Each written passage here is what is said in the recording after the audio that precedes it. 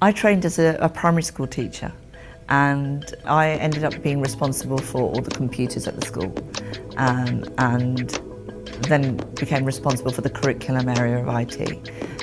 As part of my role there, I was working alongside our integrator who was supplying the smart boards and integrating the technology, and I ended up going to work for them. So that's how I fell into the AV industry.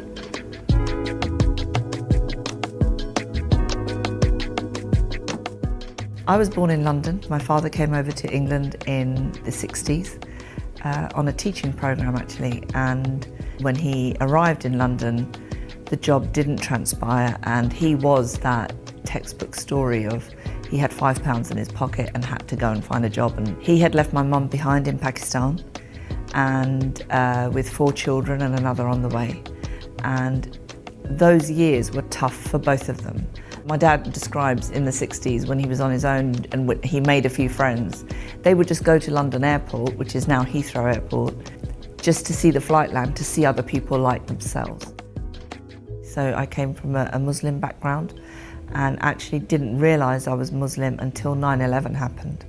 Up until that point, our communities were much more accepting of each other. After 9/11, I slipped into almost a pattern of denial of not being too Muslim, not being seen to be too Muslim, not being seen to be too anything really, in order to assimilate more.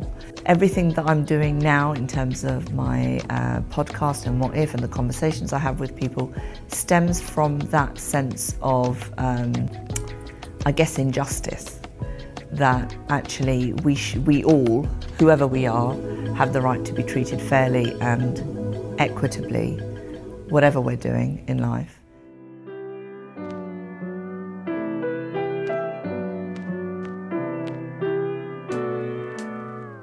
So for me, when I first started the conversations, it was about raising awareness of people across our industry and actually across all the strands of equal opportunity. So age, race, gender, disability, sexual orientation. I try to find people across the industry who people might just look at the name and think, I don't know this person, and then we're raising the profiles. Some are shy and don't want to be recorded, but the more we can engage and create a safe space for them to have those conversations without judgment, that's important.